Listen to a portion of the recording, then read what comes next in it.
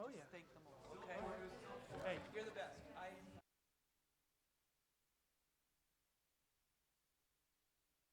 Yes, you will. All right, terrific. See ya. We'll get started in just 1 minute. If the panelists could come up here. You know who you are. More importantly, we know who you are. Track you down.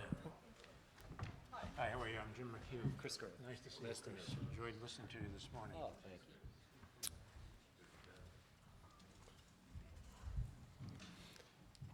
We're just waiting on our final panelist. We'll He'll just walk in kick it mid-sentence, off. I'm sure. When the time suits him. No, we have been, just as an aside, we've been very fortunate. I want to maybe take this opportunity, I will again at the end, to thank everyone who helped get today together. It was a tremendous amount of planning, as these events always are. Janice Riley, where are you? Did you already step out? My timing's impeccable. We'll do this. There she is. I was just thanking you, Janice, for all the work getting this set up, and she's by far not the only one. Also, all the panelists throughout the day, many of whom have left, some of whom who have not. You can't do an event like this without really engaged, well-prepared panelists who come with a serious intent to discuss issues very deeply, and we want to thank you for that. We're still waiting on our final panelist, but I think maybe we'll get it kicked off because I know the structure of the panel is such that his opportunity will come a bit later. So this is our final panel, but our penultimate event of the day.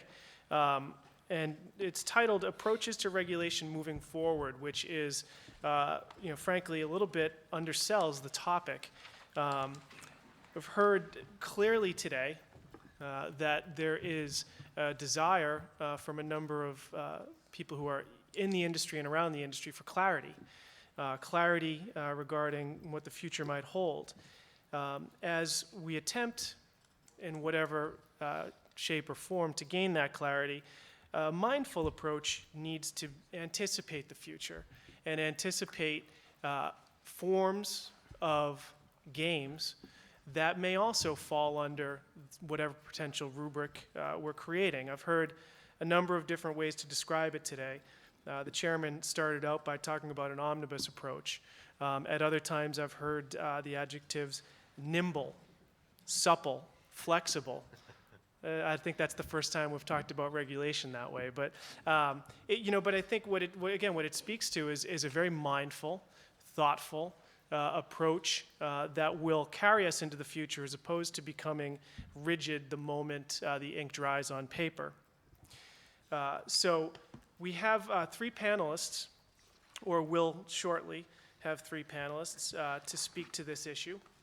I want to start, however, the other two have been introduced previously, and I want to take the opportunity to introduce the third panelist today. To those of us on the commission, he needs no introduction, James McHugh, because he is a valued member of our team, even though he has since retired. James McHugh is a former commissioner with the Massachusetts Gaming Commission who provided leadership and counsel on any number of issues, but importantly including leading the commission in its consideration of internet gaming and other emerging gaming models, which makes him a perfect panelist for our discussion today. Prior to joining the commission, Judge McHugh came from the Massachusetts Appeals Court, where he served as the special advisor to the trial court chief justice for administration and management on the trial court's automated case management project. The National Center for State Courts named Justice McHugh as the 2011 recipient of the William H. Rehnquist Award for Judicial Excellence in recognition of his many achievements over his 26-year judicial career, including his tireless efforts and success in achieving improvements in the Massachusetts court system for the public and for those who work in the courts on issues ranging from information technology and case flow management to judicial ethics. Judge McHugh retired from the appeals court on February 29th, 2012. We were extremely fortunate to have him as part of the commission, and we are extremely fortunate to have him here with us today. I know that Judge McHugh has, as I said, done a lot of thinking on the issues around internet gaming, in particular emerging models, DFS, as we started to consider it. And he has a number of thoughts, and what I would like to do is kick it to Judge McHugh to start to lay the foundation with his thoughts on and both where we are now and an approach moving forward and those issues that we need to be mindful of. So with that, Judge McHugh, if you wouldn't mind leading the dialogue for this final panel. All right, Paul, thank you very much, and thanks for that very generous introduction. One of the benefits of speaking last is you get to repeat what everybody else has said and sound very learned, and I'm going to do some of that. But we have, as a commission, thought about, as all commissions have, the impact of internet gaming on the traditional forms of gambling that and gaming that have been in existence almost forever. Casino gaming, casino gambling, and horse racing basically have been the two stalwarts. They haven't changed a lot over the years until recently. The internet, of course, is a game changer. And it's a game changer not only for the kind of casino gaming that we see in New Jersey and Delaware and to a lesser extent in Nevada that has potential for spreading to other jurisdictions, but also for the new forms of gaming that are proliferating, one of which has occupied the entire day until this moment, and that's the fantasy sports. But it's not the last. It's going to continue, as we all know, to change perhaps at an ever-increasing pace. Horse racing is now being affected by it. The advanced deposit wagering system, which is essentially putting in your pocket an off-track betting facility, is widespread. The general model is you go to a racetrack and you watch a race and you bet on a race. But there are others. There's a website called Derby Jackpot that aggregates races from various tracks, and you get a new race every 5 minutes, but it otherwise operates the same. And there'll be others as well. Sports betting is going to come in one form or another. Daily fantasy is a version of it. The New Jersey lawsuit, the lawsuit that New Jersey has been brought against New Jersey by the professional leagues is, as one of the panelists earlier said today, on for rehearing before the full panel of the Third Circuit. Anybody who's read the underlying opinion of the both the district court and the three-judge panel, which was split, will be very interested in how that comes out. A different result this time, I think. Well, it may well be. The interests asserted may make it something very different. Now, others know better than I whether the Wire Act will still prevent that from immediately going onto the internet, but it's likely to come. Esports are going to be here next year. Esports are this new form of gambling a new form of game that I must say I don't fully understand. I've watched a few of these.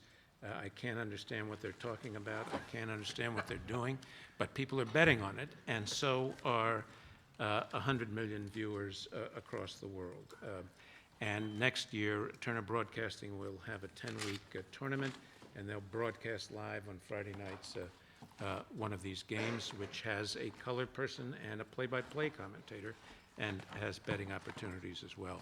Social gaming is a huge industry now. Nobody talks about regulating social gaming, at least to the extent that the money and the winnings are left in the game, but to the extent that casinos use social gaming as an attraction medium, there is a regulatory interest there someplace.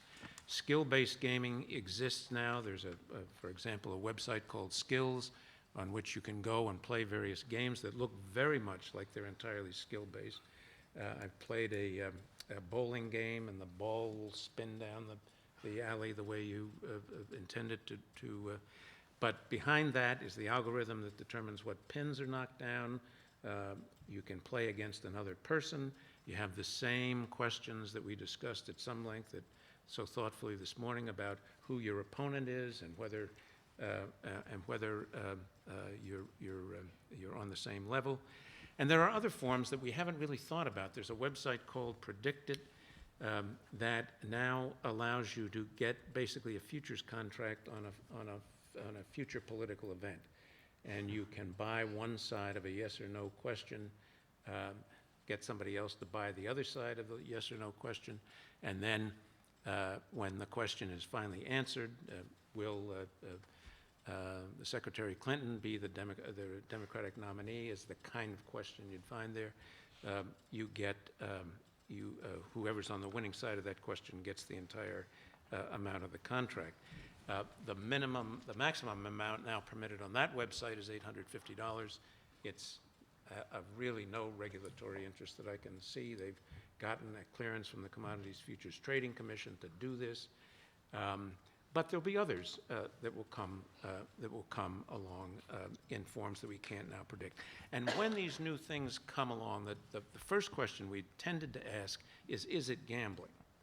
And we've done that here, we've done that elsewhere. Other people are looking at that. And it turns out that A, that's a very hard question to answer, and B, the answer doesn't really determine much of anything. In some jurisdictions, it is an on-off switch. But in other jurisdictions, the fact that it's gambling doesn't necessarily determine what the outcome is, because, as it is true in Massachusetts, gambling can be defined, but what's prohibited by the criminal laws is not necessarily all gambling. So it doesn't tell us how we have to deal with this entity.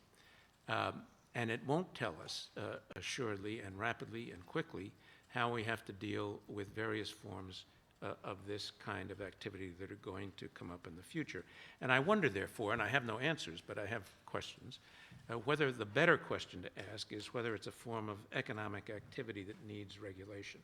And that gets back to the kind of risk-based assessment that both Stephen Martino and Kevin Mullally talked about this morning. If you view it that way, if you ask that question, then it's gambling and it's banned is simply one form of regulatory activity rather than an end in and of itself.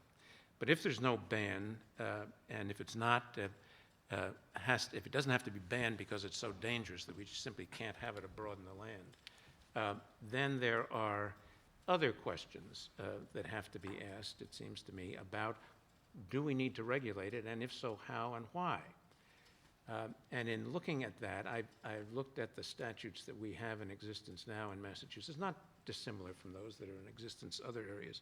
And it occurred to me, or it seemed to me at least, that there were 5 regulatory interests that those statutes reflected, at least in broad form. There may be others, but there were at least 5.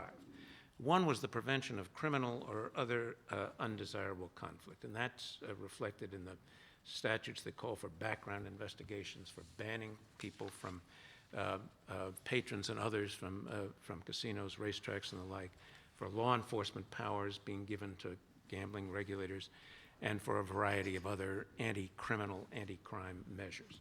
So that's one regulatory interest that clearly exists. Another, and a huge one, and the one we talked about at great length, is consumer protection. And that is a interest that is reflected in a host of provisions of almost every gambling statute. Deals with such things as disclosure of odds, minimum age, security of deposits, content of advertising, use of non-public information, grouping of skill levels, all of which have dimensions. And we spun out in this very interesting discussion this morning about the issues embedded in knowing your opponent, grouping by skill level, what the pros and the cons of doing that were. So all of these things, although lumped in the area of consumer protection, themselves pose a variety of interesting and difficult sometimes choices. A third regulatory interest, and it's a regulatory interest as well as another interest, is the revenue generation for the state. That's where the taxing comes in, but the taxing also has, the rate of taxation and the form of taxation also has a significant impact on what is on how the business operates and what business models can be tolerated by the taxing scheme. Job creation and economic development, prevention of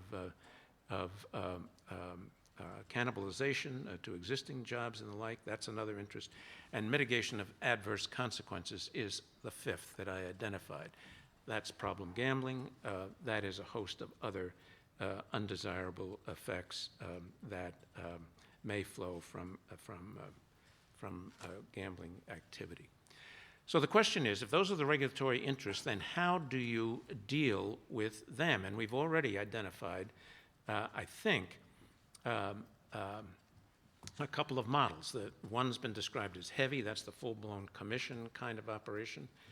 The other's been defined as light, and it seems to me light comes in two flavors. One is game-specific regulation of the type that the Attorney General's promulgated for fantasy sports. But the other, which is even lighter, is simply relying on existing consumer protection regulation and statutes. You can't defraud people. You can't do a variety of things that apply to every business and industry.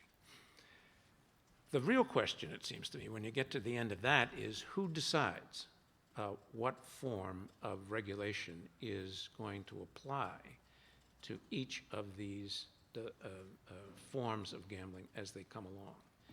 And there, it seems to me, there are two potential models. One is to go game by game and let the legislature go do it. And I don't mean game by game in terms of one type of slot machine versus another, but online casino gaming, fantasy sports, and the like, and do it in that fashion. There are some benefits to that.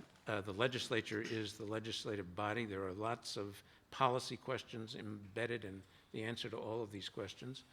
And it may well be that that is the proper place to decide, and that those regulatory interests ought to be the ones that are recommended to the legislature to think about when they're thinking about how to regulate or not to regulate new forms of gambling activity. But we also have talked about the need for nimbleness and fluidity in a rapidly changing environment. And this is going to continue to change in a very rapid fashion. And in order to take advantage of it, in order to protect consumers, in order to advance the regulatory interests, those that I ticked off and others, it occurred to me that it might be worthwhile thinking about a statutory scheme that, of course, would have to be originated by the legislature, that gave to some body or some group the power to make that decision and apply the appropriate form of regulation that Stephen Martino and others talked about today, the appropriate form of regulation to each form of gaming as it came along, based on an in-depth analysis that group has an opportunity, perhaps uniquely, to take of the risks and dangers and rewards that the new form of economic activity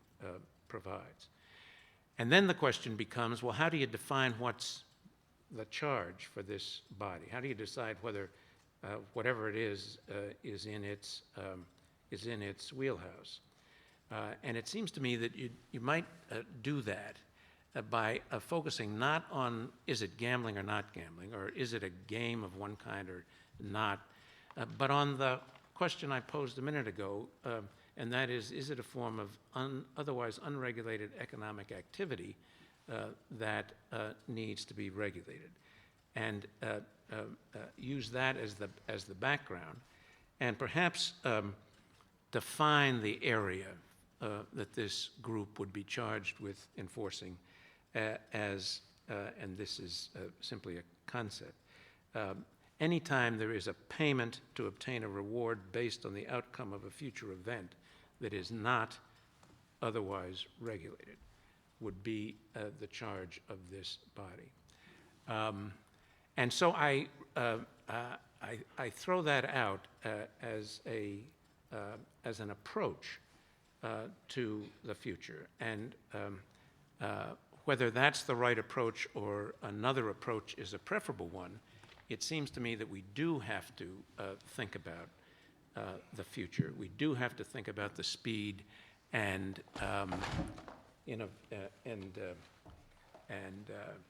cleverness of the developers of the activity we're going to be watching in the future.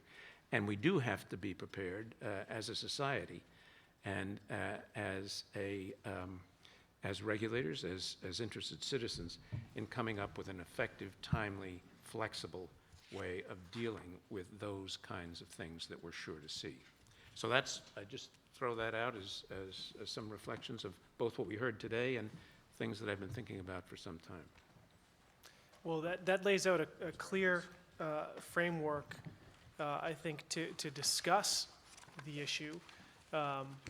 I'd ask your fellow panelists if after hearing Judge McHugh's outline,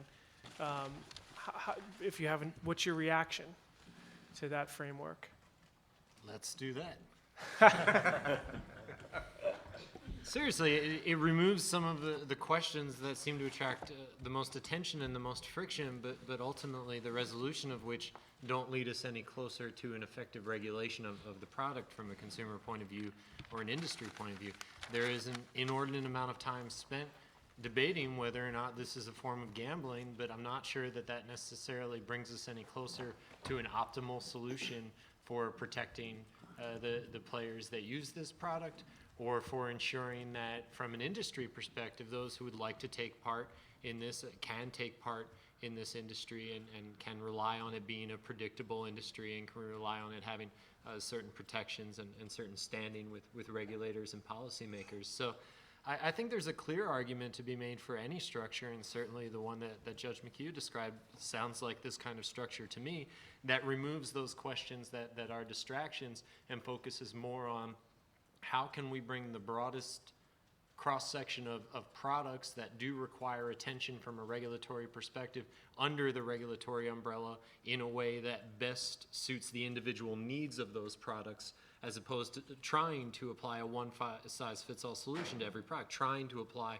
a casino solution to a fantasy product, when certainly some elements of that solution may be germane and certainly some elements of that solution may be productive, but it's still an awkward fit. It's still a square peg round hole to a degree. So for the removal of friction and the increase in flexibility for regulators alone, I think it's preferable to the status quo. Can I ask my predecessor to clarify something? I was trying to take notes, Jim, but the way that the phrase that you used for the jurisdictional hook here, payment for award contingent on a future event is what I scribbled down. Is that Right. Was that the phrase? I just want to make sure that I have the phrase. That was the phrase, but it's a concept. I mean, that's Okay, not. I just want to make sure I had it right. Payment for a chance to win an award, was it that you said? No, because that takes skill out of it. Right. Okay, Where so the this is- outcome is undetermined. Payment to obtain a reward based on the outcome of a future event, or a payment intended to, or something along those lines. But it seems to me that the fact that it's skill-based doesn't remove the need for an inquiry. Right. It may dictate after the inquiry what the outcome is, but it doesn't remove the need for an inquiry. So Judge McHugh, can I just ask, this may be too basic a question, but as you, the shift in doubt the that. model, pardon? I doubt that. The shift in the model that you present is taking off the table these tricky terms and putting it into, frankly, understandable English, form of economic activity that needs regulation. So by definition, it's currently unregulated economic activity.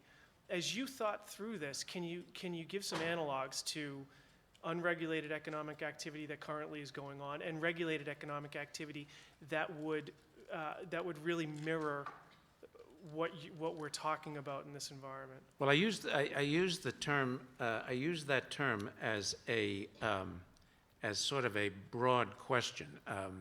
There is a lot of unregulated economic activity. We live in a free market economy, and so there's huge amounts of unregulated economic activity, except for this deep background regulation that's embodied in the criminal statutes against fraud and bribery and some of the other things that apply to all forms of economic activity.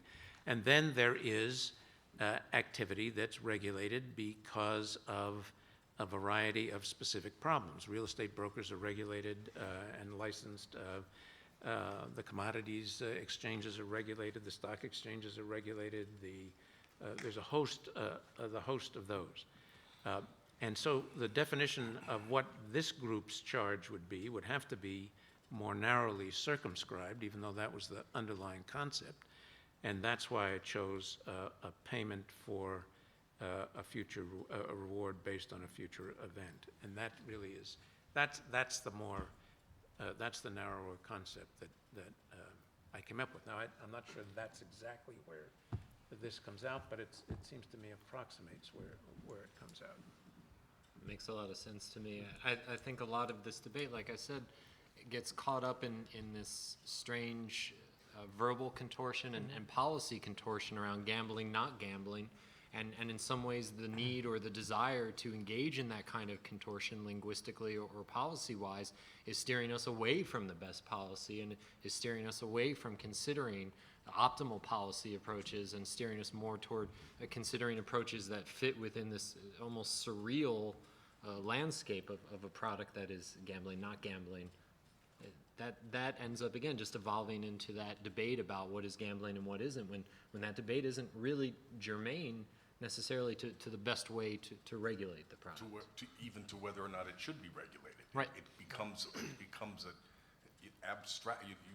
Are you gambling? Not do you do something which needs to be regulated? Exactly. Exactly. I think, Chairman, to your point, when you opened this morning, you talked about the historical nature of how we've approached gambling and the puritanical roots of and just a general, I think it's fair to say, unease with the concept, and that when we approach anything that looks like it, that sounds like it, that we approach it very differently than if this were stripped of all of that language and we just saw it as economic activity. How would we view it, and how would we just say, look, there are some potential public policy implications, let's address them and really remove a lot of the atmospherics and Sturm und Drang, so to speak, around the issue. I think if we were in a world, if we could imagine as a thought experiment, a world in which what you said was the case, where it was stripped from all of the connotations or associations with gambling, we wouldn't be sitting here having this forum today. We'd probably have a fantasy sports product that was regulated a lot like securities trading, commodities trading, other financial instruments. I feel we probably would have logically just gravitated to that solution because it is in many ways a market. It's not a perfect parallel, and like I said, there's no one daily fantasy sports product, but a lot of those connotations and cultural associations I think have shifted the conversation away from what is the best policy toward how do we treat this product without necessarily stigmatizing it, destigmatizing it, whatever. And those, again, aren't necessarily going to get you to the best regulatory outcome. I'm not sure that stigmatizes the product to refer to it as gambling. I mean, ultimately, whatever policies or regulations are promulgated, we need an overseer, we need a regulatory body. And there are obvious similarities and parallels to other gambling products. We have a gaming commission. These regulations, whenever they are enacted, whatever they do look like, are not going to be administered in a vacuum by some generic regulatory body. This calls for very specific expertise, and there's so many sharp parallels and direct parallels to the issues and concerns that arise in the gaming industry, the gambling industry, that how we label it isn't as important as drawing the parallels to the kinds of consumer protection issues that also exist within the gambling industry, the need to segregate funds, verification, minors, all these issues are also in play in casino gambling, online gambling, that the semantics are not just for purposes of stigmatization, but to identify what the appropriate framework would be for addressing the problem. There's nothing wrong with gambling. We're all here because we believe that this product, whether or not it is gambling, should become legal, should be clarified, should be regulated, and having it associated Dan, with... why do you say there is nothing wrong with gambling? We have law after law after law that says gambling is illegal unless given certain kinds of exemptions. And New York is all about, is this gambling or not? And if it's gambling, it's bad. I mean, there's clearly a patina that gambling is bad inherently unless it comes under certain Specifically exceptional authorized. circumstances. Right. And what Commissioner McHugh is trying to do is get it outside of that prior bias that there's something intrinsically wrong with gambling per se, and instead come up with a set of social values that might trigger some kind of ongoing regulation. But trying to tie it to some social value or economic value, some value structure that has assignable merit and assessable merit, rather than a sort of an intrinsic bias from years gone by. I could agree with that. Do you agree with that? I could agree with that. It's, you know, the label, I don't mean to say there's nothing wrong with gambling. Obviously, if it's gambling, it raises questions as to legality, but we're assuming that the legislature and regulators and the policymakers in this state want to see this product remain or be a legal and regulated product. And how to get there is the charge of, you know, why we're all here. But I personally don't see that the label or the definition is as important as how to address it and properly regulate it. And I just see parallels, you know, to the online gaming industry and all these values that we're talking about, and all these issues of, you know, whether it's segregation or age verification, all these ills or potential issues that can come up have precedent in other places, and all those other places seem to start with, you know, gaming and gambling. And there's nothing wrong with drawing upon those experiences. So I'm not afraid of tackling that word or recognizing the reality. I think we're all in the mood to have this be a legal product, and how we get there is really, or how we properly regulate it is more important than how we assign the label or the term to it. I mean, that's not up to me. But I think we're proceeding on the assumption that we are going to be having this legal and regulated. Or to answer the question from Judge McHugh, that it is economic activity that does indeed need to be regulated. 100%. And I think you mentioned that it draws a number of universal aspects from other existing forms of activity like internet gaming. As we move forward, how does this approach help us achieve the omnibus approach, achieve that supple, flexible, nimble approach that we've discussed today?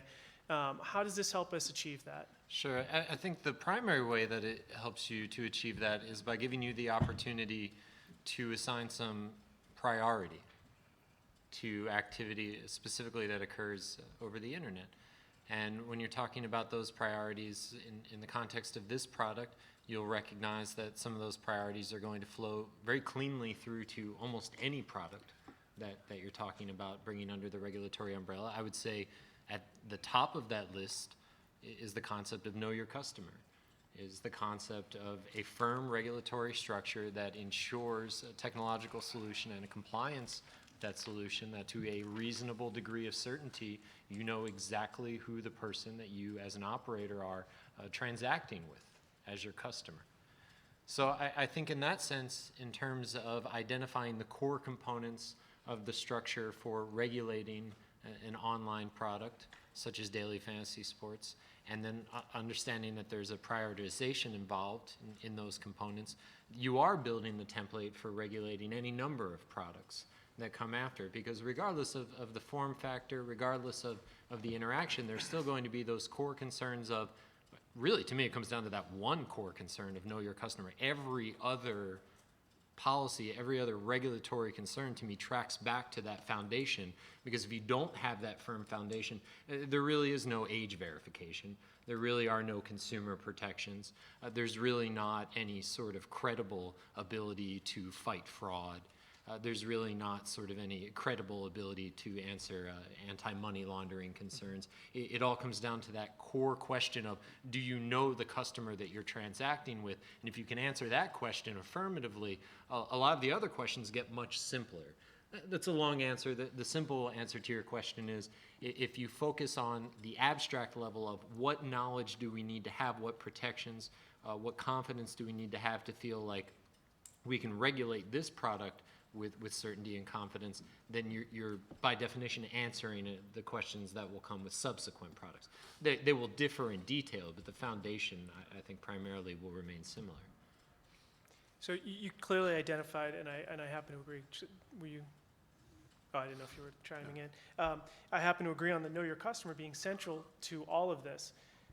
Are there others? I asked the panel. Are there other kind of essential elements of potential regulation that would be necessary to include as foundational building blocks? I think let's just agree for the sake of argument now, at least between the two of us, because we tend to agree on this. Know your customer is central to that, and a lot flows out. Is there anything else that's truly at the heart of trying to achieve this omnibus approach? Well, as I think about it, I don't think a priori there necessarily is. Okay. Because if you gave this body, and by the way, let me just say that I listed 5 regulatory interests, and I suggested that they all be given to this body, whatever it is. Taxation, I just want the legislature to understand, I understand, can't be given to some regulatory body. So I'm not proposing that we have a dramatic shift in the way we raise revenues in the Commonwealth. But the other 4 certainly can. But getting back to the question, a priori, it seems to me that the power of this body to investigate anything falling within its broad internet mandate gives it the opportunity to take a look at the activity and say, existing consumer protection regulations are just fine for this. There is no risk. And therefore, we're not going to have any add-on. And you go ahead and do this, and we'll watch you, and periodically we may ask you to come in, probably will, and talk to us again. But if you continue to go forward and nothing untoward turns up, we don't need to impose any more regulation on you. At least that's how I conceive it might well work. And I do think of something like, and predict it in that fashion. And some other things that may be relatively small amounts, interesting. It's a .org, I think. So I mean, it's in a different kettle of fish, but it would fit within this envelope. But you would, I think, say simply go ahead and do it, and we'll talk with you periodically. Paul, I think this is really, really interesting and really well and interestingly phrased. I'm wrestling with what Commissioner McDonald referred to as the tripwire that would bring an economic activity under the umbrella.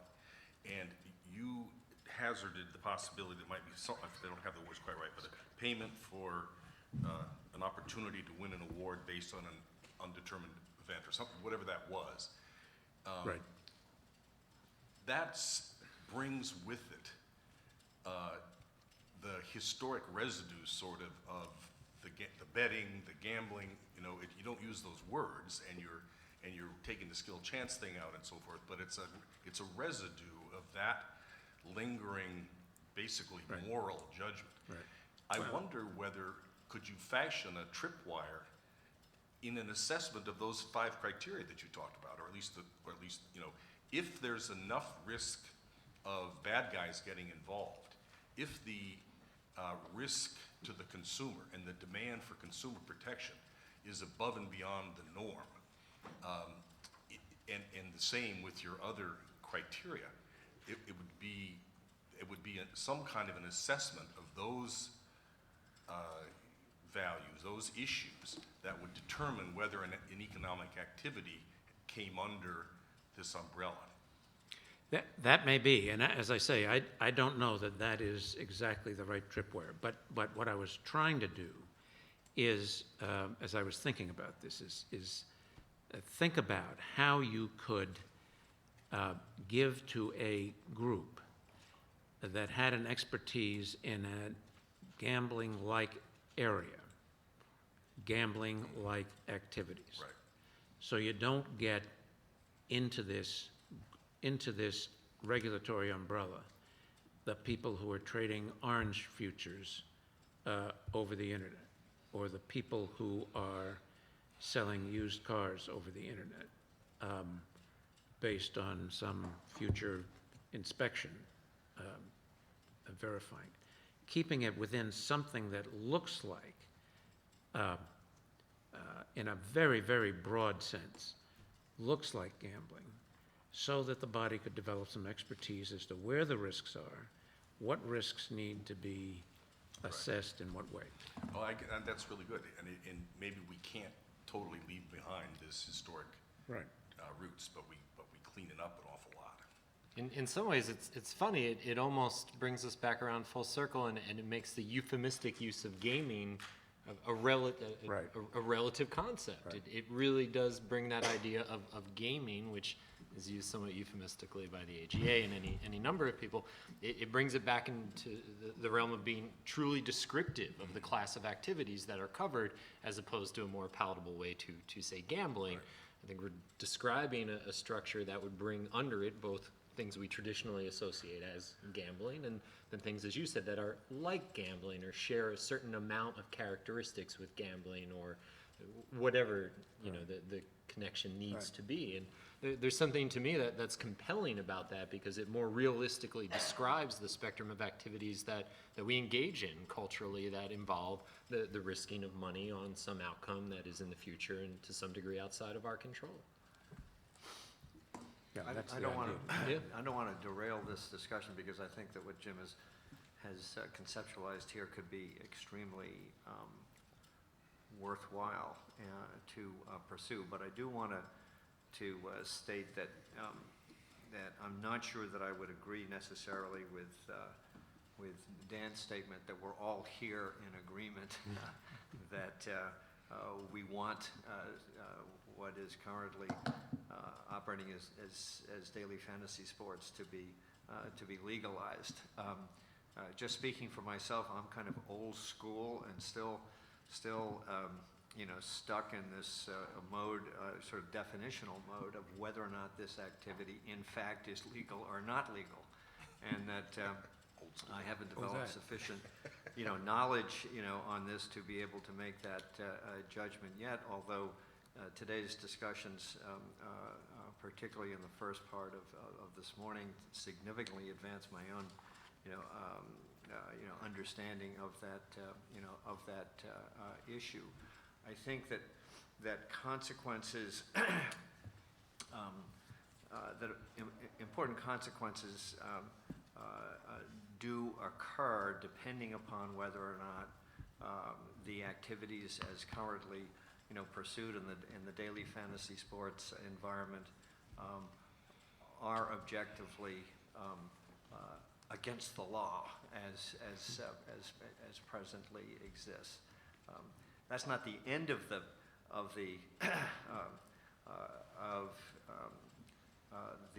conversation for me as a member, of the commission. But I feel that I've got to go through that, get a comfort level before I then take the next step on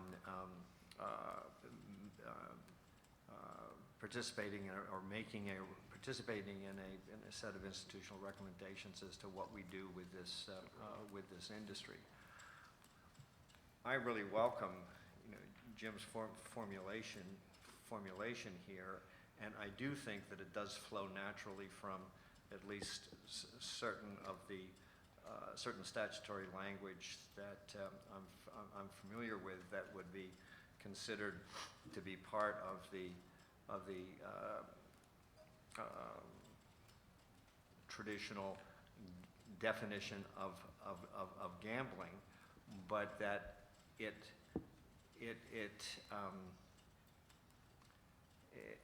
reflects this movement of what is going on within this traditional definition that that has departed from what the public, I think, has recognized as kind of classic gambling. This may just be a situation of what I was referring to this morning in one of my comments and questions of a shift in the moral view, or the view of the moral implications of the conduct that we are confronting here. In any event, that I'm struggling in steps toward an ultimate resolution, but the way that Jim has defined this category of economic activity, I think could be a tremendously significant step forward in permitting a kind of a comprehensive reevaluation of what the public interest requires in the regulation or in the response and the government's response to this kind of activity. So I think it's a big step forward. So I think I have a question, the government's response to this activity, kind of a small thought experiment. Obviously, there's tremendous focus right now on what's happening in New York. I would assume that most of us who are aware of the fact pattern and the standard in New York have somewhere deep inside an opinion as to, if they were in that position, what they would say given the opportunity.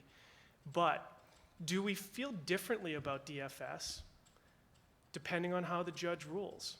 Now, notwithstanding the fact that the law is the law, and it will they will either be allowed to continue to operate or not.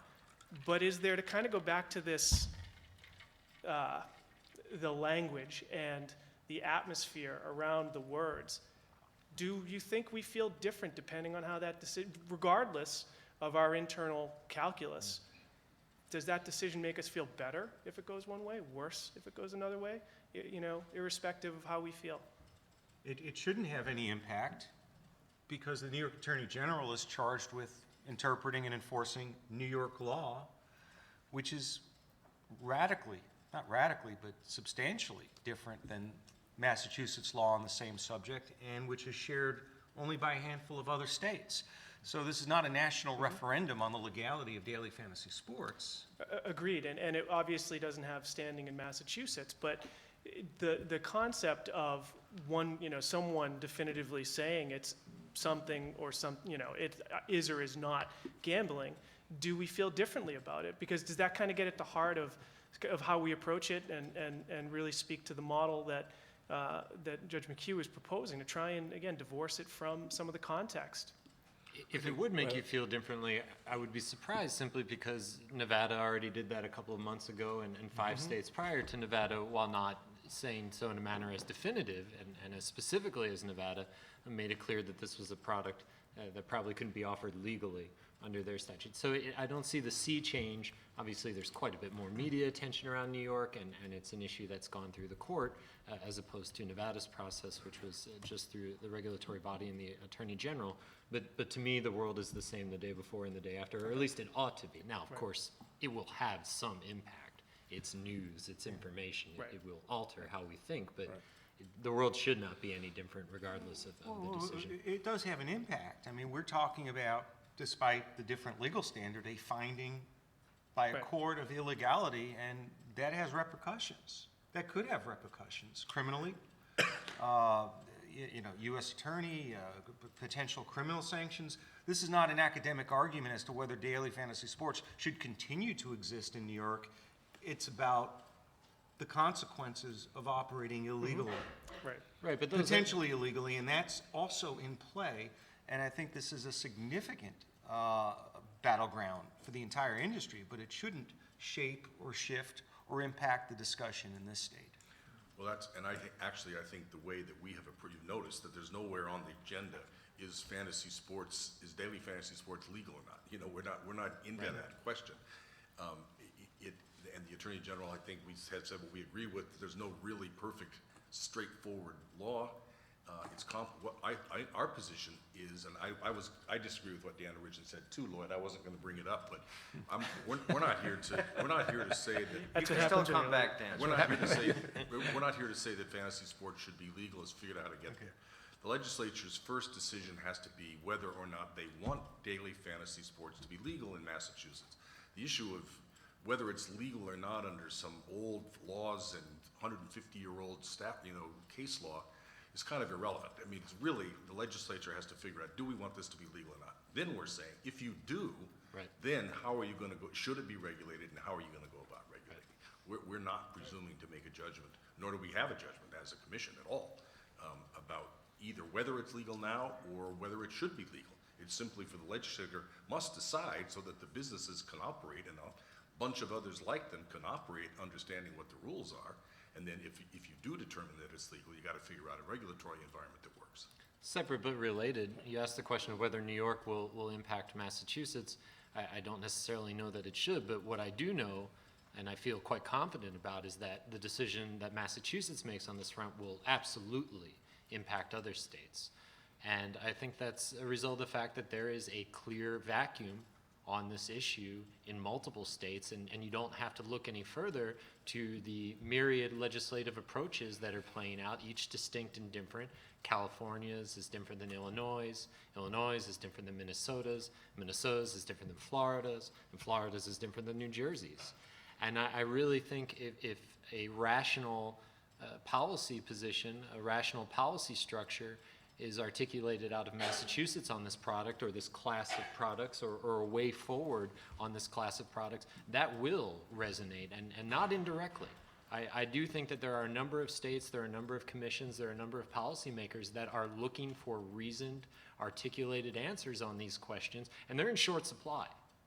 There really hasn't been, and that's why I was so quick to say, well, let's do that, because it is seriously the best articulation of a way forward that appeals to all stakeholders, industry, existing gaming operators and consumers, along with policymakers in the state, that I've heard so far. There is an absence of those solutions, and whatever solution is settled upon by Massachusetts, if one is settled upon, I won't go so far as to say that it will be the template for the nation, but it will certainly be the starting point of the conversation in multiple states. And given the way the policy is typically made and the way the gambling policy has historically been made, there's a good chance that broad components will be borrowed, possibly even unedited, from Massachusetts' approach in other states. And that is at once a great opportunity, but also a reality that I think provides some reason for pause in the discussion as well.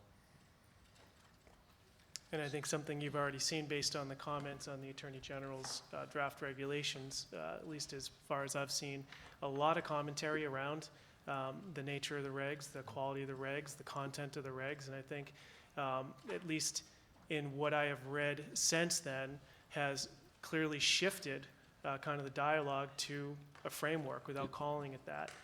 So there is clearly room for leadership when it's smart leadership. It's easy to make the mistake. FanDuel and DraftKings control so much of the market. It's easy to almost slip into, by accident, the mindset of regulating FanDuel and DraftKings. It's almost what you end up doing by default, because they are almost, they're like Xerox for photocopies, right? You don't even realize that you're using it eponymously. But that's not what's happening here. I mean, this is an attempt to regulate daily fantasy sports, and to Judge McHugh's point, that's not even what's happening here. What's happening here is more of an articulation of a way forward to regulate products that are like daily fantasy sports, that are delivered online, that have characteristics of gambling, that touch on similar consumer protection concerns and require similar technological solutions as we've seen deployed in regulated gambling markets. So I think it's easy to ask the micro question without realizing that that's the problem you're trying to solve. But what is going on here, I believe personally, is an answer to that much broader question of how do we address from a regulatory perspective these products that can be conceptualized and then deployed to a mass market in a matter of days. That's obviously at an extreme, but it's not pure hyperbole. You and I could conceptualize a new gambling product and take it to a development team and turn it around in a couple of weeks on a budget of a few $1,000s and have it in the App Store a month later. That's the pace of things at this particular point in time, and I think that's the underlying question here is how in the hell do we deal with that pace of development and deployment when the tools at your disposal are less nimble, are less able to be deployed in a rapid fashion, and are reactive as opposed to proactive. Well, Chris, to that point, there's FanDuel and DraftKings are far from the only ones in the market, nor are they the only model. There's an entire subset in the industry of white box solutions, where if the four of us decided we wanted to open our own online DFS site, we could essentially buy the infrastructure and customize it to our own design. And it probably wouldn't take much to create a set of rules that could be substantially different and may fall out of some other definition.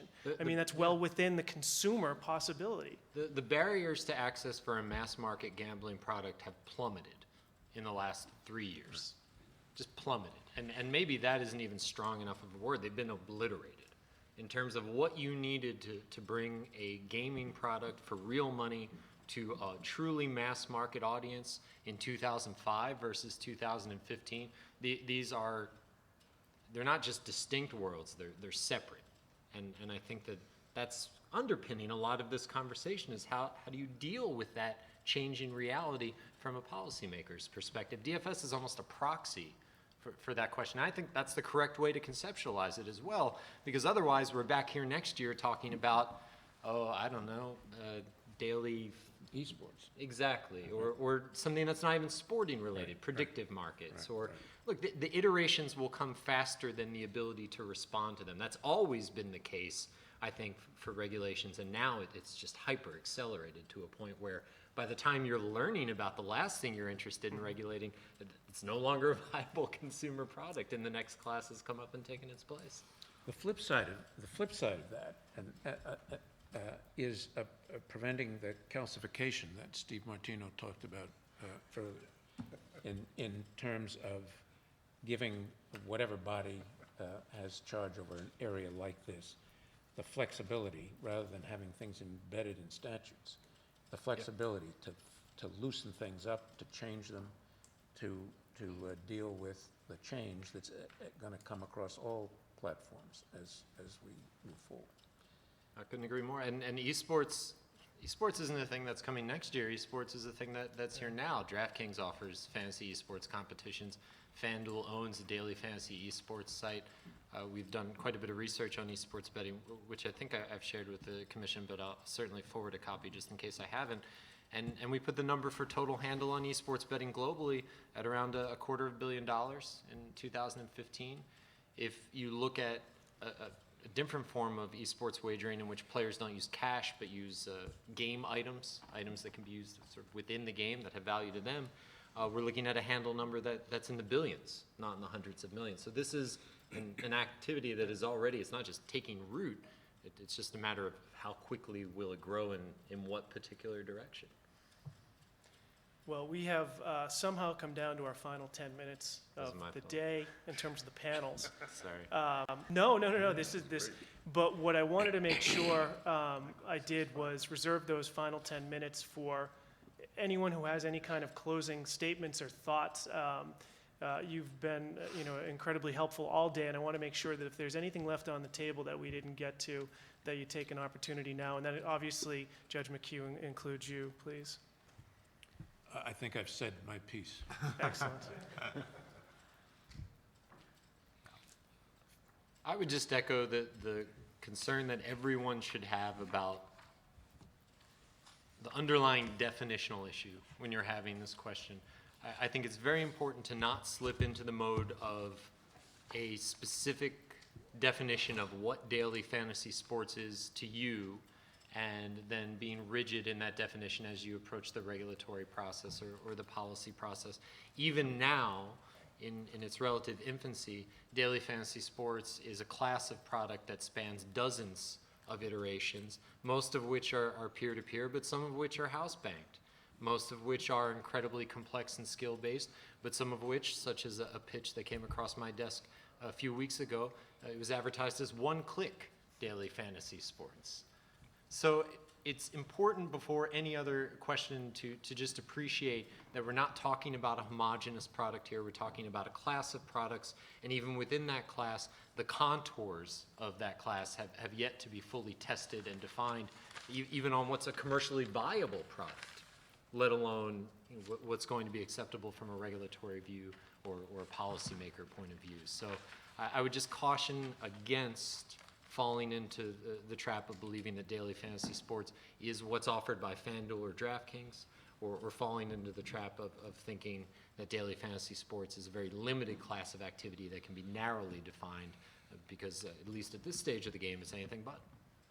Well, again, I wanted to thank our panel, not to particularly point out the two of you, but you have been present throughout the day, and thank you very much for your input. I'm going to turn it over to Chairman Crosby for some closing remarks. And Amazing. I enjoyed listening to you. You were amazing. Thank you very much. I know it's time to leave when the mice are running around the floor, and we've just been seeing the mice running around under the table, so it's time. I want to particularly thank two people. Justin Stempeck and Paul Connolly have really done a terrific job. They have been leading. They've been leading the research that has gone behind this. They've identified the experts. There's the mouse. He's cute though. Don't worry. They did a great job of setting up these panels. We've all been to panel discussions where they're discombobulated, not well coordinated. These were really well done. So you guys just have done a great job. And Commissioner Cameron, wherever you are, thank you very much for making this happen. Last, to you who are in the room and to you who are watching, we will be working now quickly on this white paper, trying to put together our recommendations, our advice without formal portfolio to the legislature on how this might be approached. These issues about whether these technologies, not just DFS, but these technologies should be regulated. If so, how should they be regulated? Does the notion of some kind of a omnibus legislative approach that we've discussed today, does that make sense? If so, how might it work? Anybody that has things they would like to contribute to that conversation, I hope you will get to us either by phone or better yet in writing, ASAP. We would tremendously value it. So having said that, thanks to all of you who watched and who attended. Thanks to all of our panelists. Thanks again to the staff, and have a good evening. Thank you. Good luck.